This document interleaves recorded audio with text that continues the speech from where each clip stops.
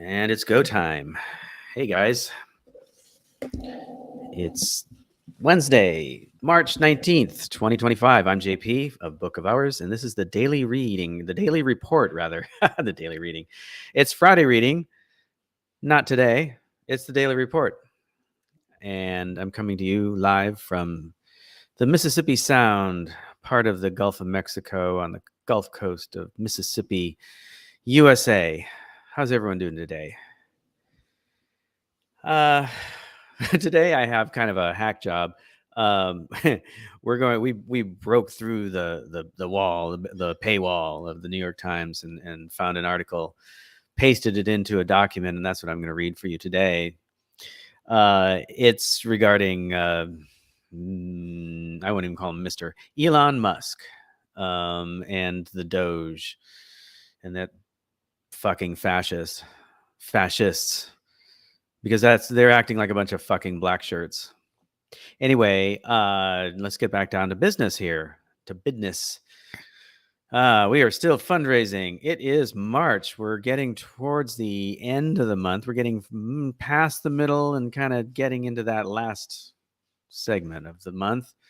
We still have $200 left to go in our $500 goal for the month of March. We have been producing all kinds of stuff for you guys, videos, interviews, podcasts like this since 2016. And well, let's face it, not everybody can work for free, and we're certainly not of that crowd of people that can do that.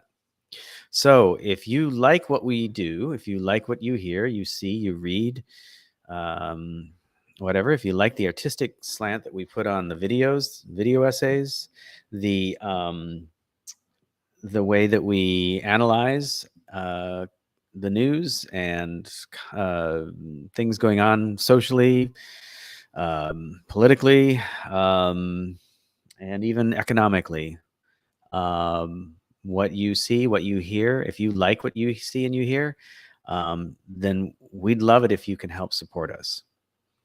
You can become a patron. And if you look down here at the ticker, it says patreon.com/bookofhours to become a patron. You can sign up for monthly patronage. Then you get access to privatized stuff like yesterday's daily report. You can also become a subscriber on Substack. That's bookofours.substack.com. You can make a one-time donation to paypal.me/bookofhours, or you can use CashApp, $Book of Hours. One other way you can give us some money, a one-time donation, is you can go to buymeacoffee.com and look up Book of Hours. I don't have the link in front of me, but it should be in the show notes. Let me find that. And it is not. Oh well. I can put these in though. Into the chat they go. For those of you watching us on YouTube. Okay, hello YouTube, hello Rumble, hello Substack. So you can help us in a number of ways, and it would be useful and helpful and everything else. We have a $200 goal in mind, 200 out of 500. So we've made 300 already. We need to get to that $500 milestone. So please do what you can. Those of you who have given already, thank you so much. We really do appreciate it. You've gone above and beyond, and it seems to be the usual crew. So what we're looking for is the folks that haven't given anything. And think of it as a tip for somebody playing on the street, for somebody writing an article. Think of it as your barista. You give them a couple bucks to make you coffee. So $5 for what it's been, 2016 till now. That's a nice tip. So we'd appreciate it. So any of those means of getting money to us, we would really appreciate. And if you don't like to do the digital, email us at info@ book-of-hours.com. If you look up here in the upper left-hand corner, you can see there are our URL to our website, www.book-of-hours.com. Just replace the www. With info at, and the rest is the same. Okay. So today we're going to read from, the liberal rag called the New York Times. Apparently they are the standard of journalism in the newspaper realm. So we're going to read to you from them about Doge. So let me share that right now. And it says untitled here. Okay, but it really is just this newspaper article. I have pasted this into a Apple text document because we got it. We got behind the paywall and copied it and without paying. We ordered sushi without paying. And so then I've just pasted it in here so I could read it to you today in the daily report. So let's go to it. Musk's role in dismantling aid agency likely violated Constitution. Judge finds. And this is written by Zach Montague. By the way, this one's probably going to be pretty straightforward. Not a lot of commentary, maybe a little bit as it comes up to me, but it's kind of self-evident. And I don't know. We'll see. We'll see how it goes. As I read the news to you from the New York Times. It appears to be the first time a federal judge has acted to constrain Elon Musk, a top advisor to President Trump. He's also, he in case you didn't know, he also owns, or allegedly owns, X, which used to be called Twitter. He also allegedly owns a company called, I don't know, maybe you've heard of this. It's a car company. They make electric cars. Wow, I just forgot the name of it. Tesla, after the inventor. And then he allegedly also owns a company called SpaceX, which, yeah. Before I get into this, let's look at. So he's really unpopular right now. Okay, and all of a sudden, out of nowhere, these poor astronauts who have been lingering and wasting away in space for 9 months after being in space, they were supposed to be there for like, I don't know, a 2-week vacation in space. They've been there 9 months. Suddenly out of nowhere, SpaceX is able to provide transportation to get them home. And then we see a capsule after splashdown with dolphins swimming around, it just, because the dolphins are so excited. Folks, the U.S. Navy has trained dolphins that are used for, reconnaissance and spying and even detonation of bombs and things like that. So, yeah, I'm not surprised there were dolphins there. Come on, really? Let's have some fireworks while we're at it. Oh my God. But I believe also that Elon was flying around space in his Tesla, about a year ago. So anyway, yeah, it's like they couldn't have done this during the other administration. Anyway, so let's look at that too. It's like, oh yeah, suddenly he's really unpopular. Better get his fucking SpaceX ass up there and save those astronauts, because they've been dwindling and lingering for months up there. Okay. Yeah, Julie quipped, it's a political move to counteract his unpopularity, his current unpopularity. Yeah. Anyway, how do you make a fascist look good? Well, you do something heroic, right? Yeah. Okay. Okay, back to the article. See, I've already deviated. It appears to be the first time a federal judge has acted to constrain Elon Musk, a top advisor to President Trump. The judge also ordered agency functions to be partially restored through, though that relief could be temporary. And the agency he's referring to is the USAID. Efforts by Elon Musk and his team to permanently shutter the U.S. Agency for International Development likely violated the Constitution in multiple ways, in so many ways, and robbed Congress of its authority to oversee the dissolution of an agency it created, a federal judge found on Tuesday. Okay, so the lead is kind of buried here.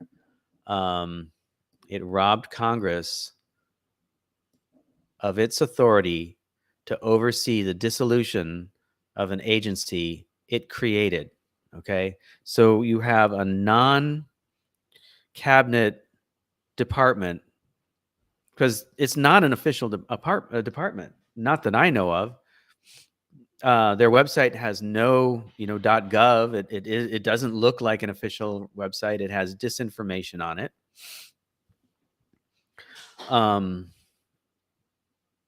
And basically a cabinet level department cannot go in and just unilaterally close an agency that is funded and created by Congress.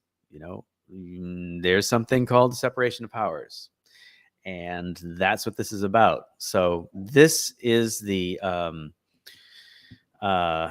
sentence that comes that basically tells you everything you need to know. The ruling by Judge Theodore Chuang of U.S. District Court for the District of Maryland appeared to be the first time a judge has moved to rein in Mr. Musk, and his Department of Government Efficiency directly. That's what DOGE stands for, by the way. Department of, because we got to get that acronym in there, because otherwise it would be DGE, right? The DGE. So instead they're calling it Doge, right? Because they wanted to reference the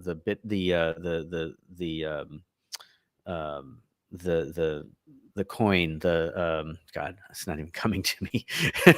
Not Bitcoin, but like that, like the digital currency, right? So Doge is like this digital currency coin out there. Department of Government Efficiency directly. It was based on the finding that Mr. Musk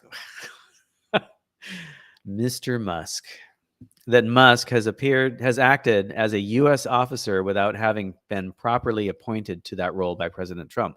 Okay, but this basically takes away from this. This sentence takes away from that. This is what I hate about the Times sometimes.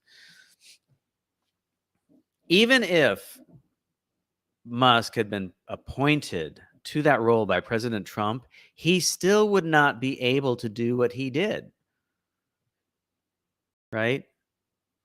And as we get into it, we'll see there's somebody else that did something that they didn't really have any direct authority over, even though they appointed themselves as authority over it. Judge Chuang wrote that a group of unnamed aid workers who had sued to stop the demolition of the USAID and its programs was likely to succeed in the lawsuit. He agreed with the workers' contention that Musk's rapid assertion of power over executive agencies was likely in violation of the Constitution's Appointments Clause. I don't know what that is. I'm not going to follow that because it doesn't, it'll go to another paywall article, probably, most likely. I'm looking at the URL as I roll over that. As I hover over it, it says New York Times. I suppose if I looked it up on Wikipedia, another fine source of information, it would tell me. But let's just go with it here. Okay. That's Mr. Musk to you. The judge also ordered that agency operations be partially restored, though that reprieve is likely to be temporary. He ordered Musk's team to reinstate email access to all USAID employees, including those on paid leave. He also ordered the team to submit a plan for employees to reoccupy a federal office from which they were evicted last month. And he barred Musk's team from engaging in any further work related to the shutdown of USAID. Now, look, I am not supporting the agency itself, USAID. I don't agree with a lot of its mission. However, what was done there is what's being done to other parts of the government, which, again, not a fan of the government. But this is a real shit show, and it's being done in a way that's breaking the laws that we all have to follow. Like, you know, I'm not going to go and define how I feel about a lot of these things, but all I'm saying is I don't feel like I'm being hypocritical telling you about this. I don't support their mission, but I am against this way, the method of which Doge has gone in and basically, been a bunch of fucking black shirts and just basically shut down an entire agency that was created by Congress, not even by the executive office, right? And acting like a bunch of fucking violent assholes. They might as well have gone in there with whips and chased people out with whips and turned over the desks and, thrown papers around, right? Like a bunch of fucking, jackbooted thugs.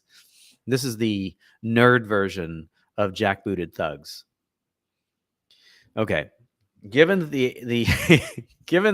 that image in my mind of these guys like pushing up their glasses and trying to turn over tables, like, take that, you bureaucrat. Anyway, given that most of the agency's workforce and contracts were already terminated, it was not immediately clear what effect the judge's ruling would have. Only a skeleton crew of workers is still employed by the agency. There was an image in the original post of the front of the facade of the USAID building, and somebody, I don't know who, had gone with black plastic like trash bags and taped them together to like put around the seal of the USAID to this doesn't exist anymore. And I think there was another placard on the wall near the door that was also taped over, like, nothing to see here. This never existed ever. Just don't look. It's not here.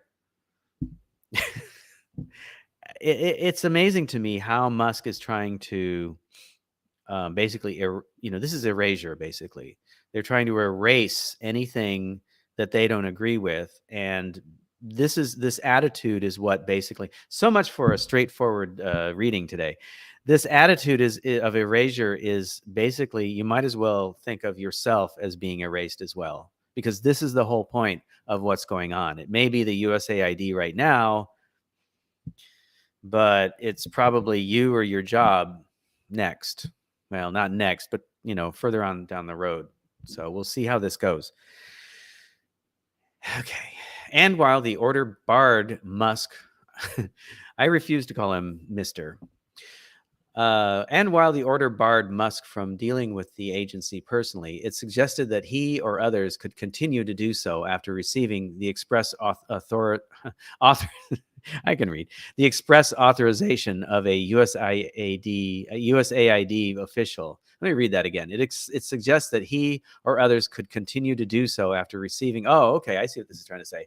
And while the order barred Mr. Musk, from dealing with the agency personally, it suggested that he or others could continue to do so after receiving the express authorization of a USAID official with legal authority to take or approve the action. So if he got permission, or he worked out a deal with somebody who ran the USAID or somebody associated with it that has, authority over the agency, that he can do that in the future. But he has to have approval first. So this is when the judiciary acts in a way that you would like them to, but because they're acting in all aspects, they're taking into all considerations of the law that they're trying to interpret there, they may do some things that you don't like. So there you go. That's your gift. As early as February 3rd, Secretary of State Marco Rubio, okay, so this is the person I was thinking of. This is kind of an interesting thing. Not really, but it is. Little Marco Rubio. He came up in yesterday's reading. Marco Rubio said he had assumed control of the agency. Now, remember, he is Secretary of State, and the USAID is sort of under the purview of them, but it was a separate organization that was set up by Congress. So it wasn't a State Department agency, but he assumed the control of it, okay, under his authority. The judge noted that Mr. Rubio could declare his intent to permanently close the agency's headquarters within 14 days of his order, and the offices would remain closed. Okay, so he's basically saying Rubio could have done this, but he would have had to go through official channels and go through the proper procedures to do that. Now, here's the thing. Rubio was a senator, right? Senator, congressperson, I don't know. He was in Congress. He knows how to do deals with other people in Congress. He knows the rules and regulations. He knows how things are done. He's a Washington insider. And yet, he's going with this momentum that Doge has seemed to create and basically, kick out the jams, all the jams, kick in the doors virtually. And politically throw his weight around, basically. But the judge is saying, this doesn't work this way. And the thing is I think that Marco Rubio has possibly damaged some of his political capital by doing this. And he hasn't damaged all of it because, as you can see, he kind of like did a partial sort of power play. Whereas he allowed Elon Musk to do the full-on power play. Okay. Last week, Mr. Rubio, Secretary Rubio. I'm surprised the New York Times didn't say that. Anyway, last week, Mr. Rubio said in an announcement on social media that he had canceled 83% of the agency's programs and that the State Department would administer the roughly 1,000 grants and contracts remaining. Now, coming up, you'll see what we're talking about here. He says, thank you to Doge, and our hardworking staff who worked very long hours to achieve this overdue and historic reform, he wrote. Judge Chuang said that it appeared clear that Mr. Rubio had effectively surrendered control over the agency's operations to Musk in a move that essentially resulted in the elimination of the agency.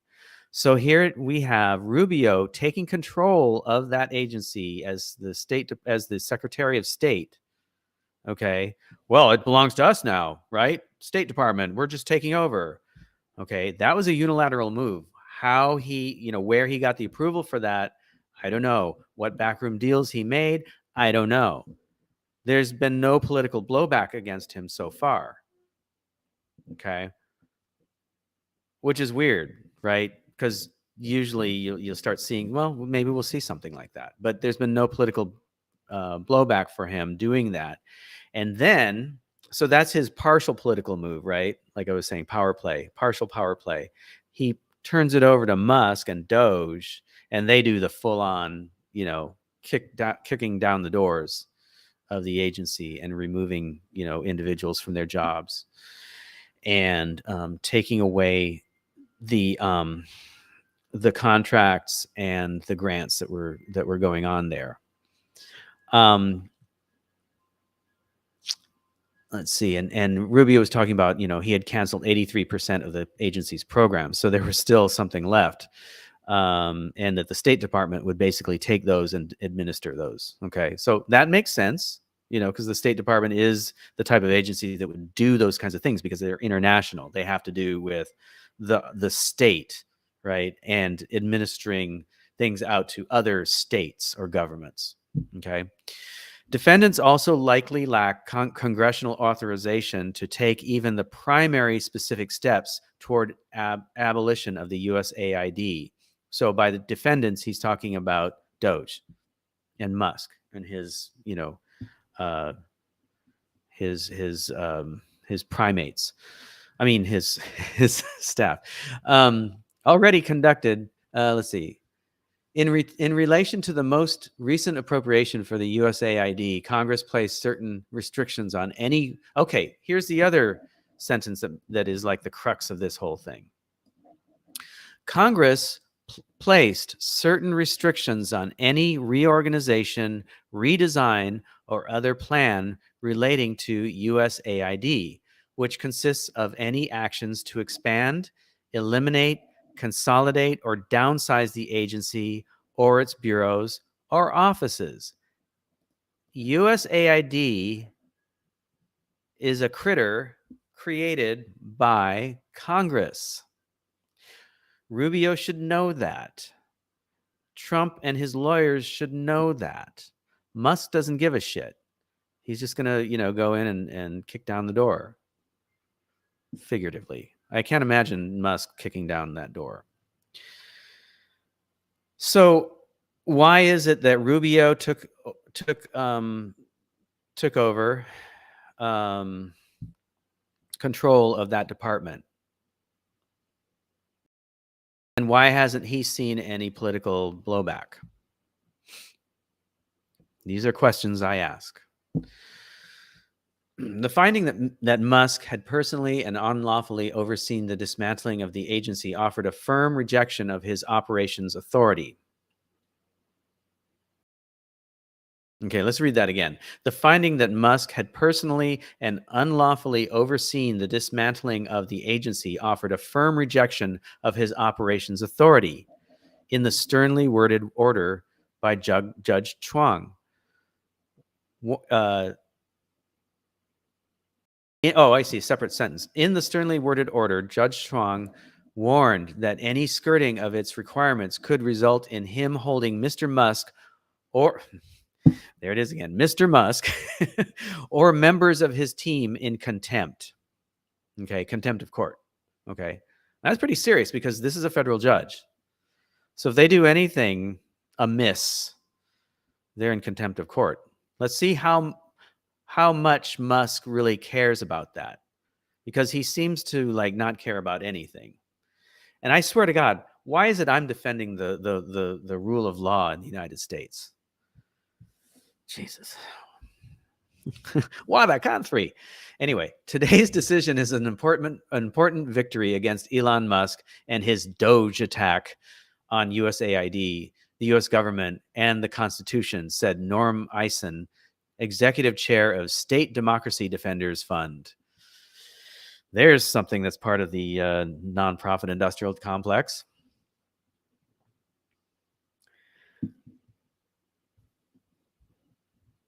Let's see. They are performing surgery with a chainsaw. I've heard this phrase used over and over again by the liberals. It's kind of hilarious because it's very visual,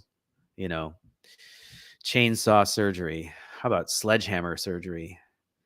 They are performing surgery with a chainsaw instead of a scalpel, harming not just the people of USAID, the people that USAID serves. Oh, what about the children?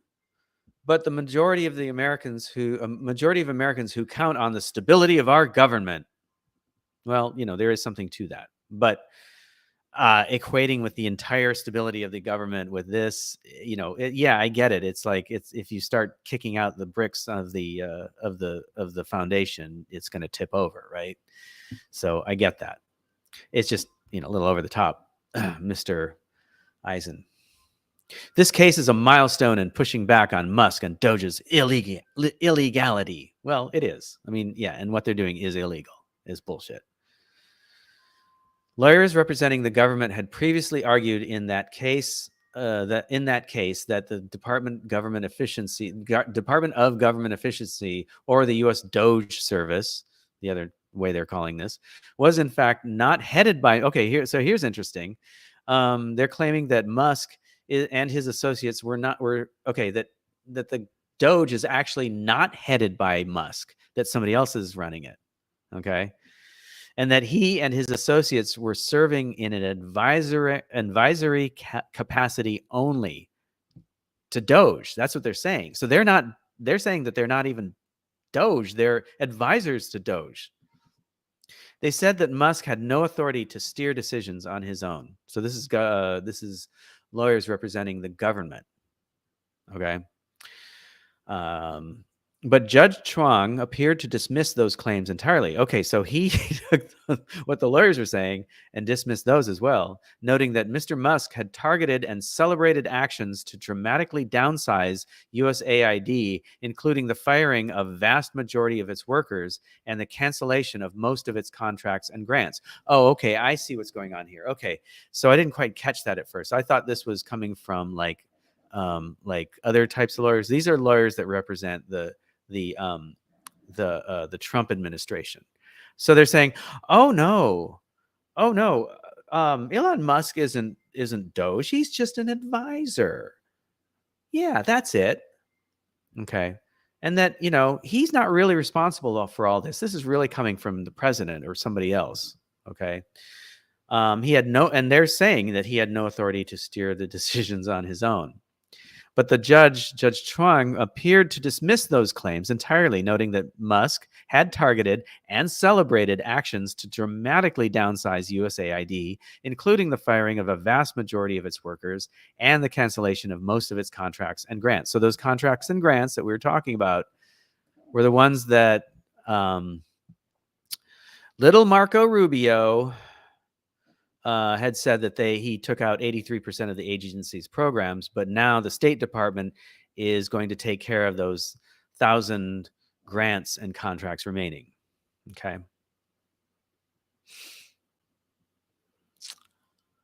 Doge has taken numerous actions without any apparent advance approval by agency leadership, the judge wrote, reeling off a list of examples at the Education Department, the National Institutes of Health, and the Energy Department, where Musk's associates apparently recommended cuts on their own. The judge noticed. I noticed it.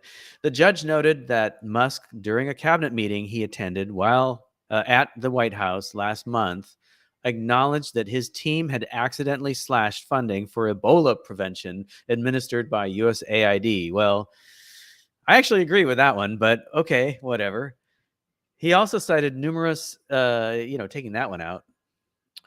He also cited numerous instances in which Mr. Trump and Musk have both spoken publicly about their reliance on Musk's team to effectuate goals like eliminating billions in federal contracts because, Musk wants those billions. He cited Musk's own comments on social media, taking credit for the aid agency's dismantling on X, the social media platform that he owns.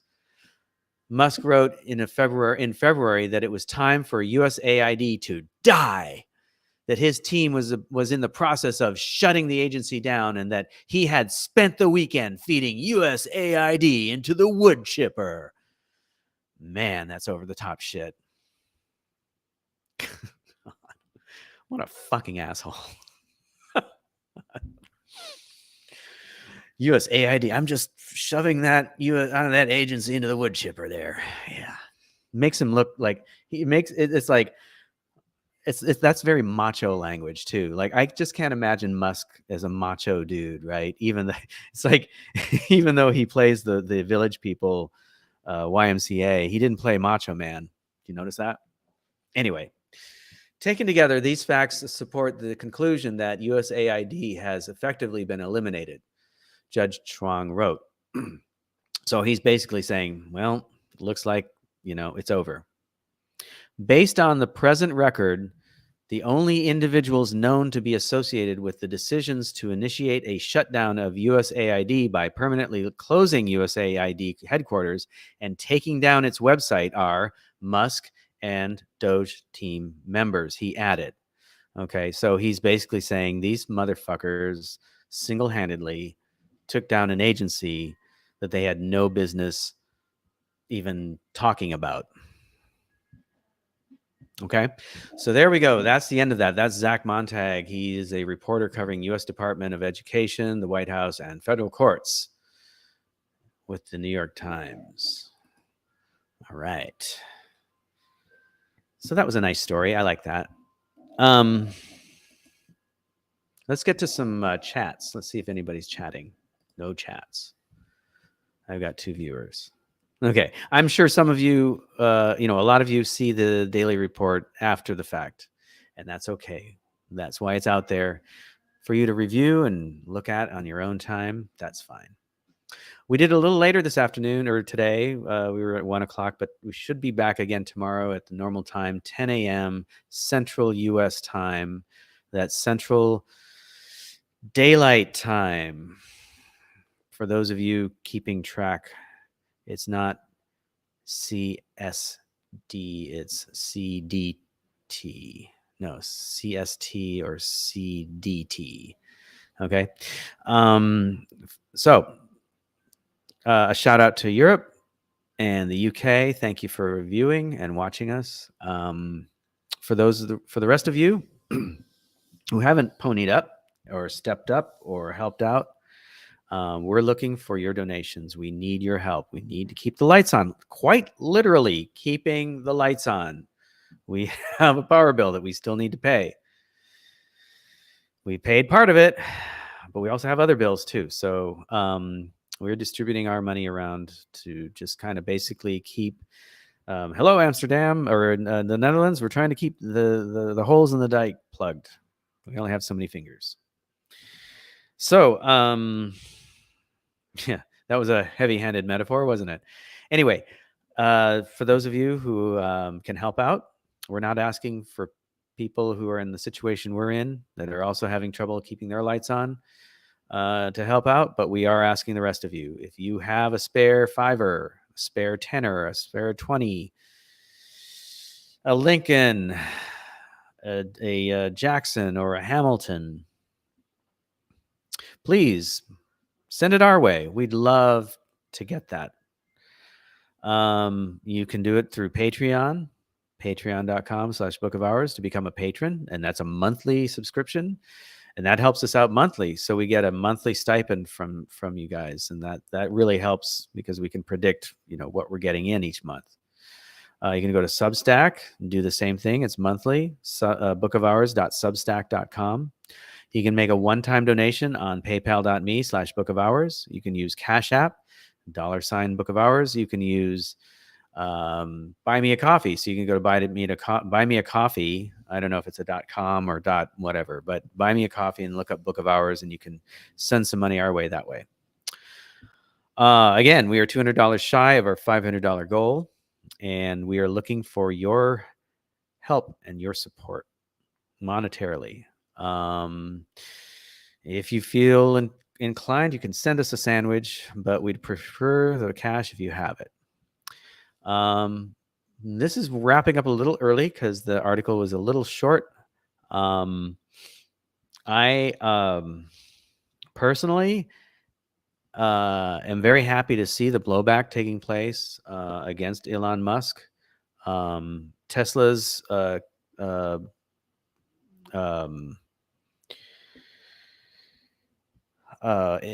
support, what do we call it, the Wall Street support or whatever, his investments, the company is going down.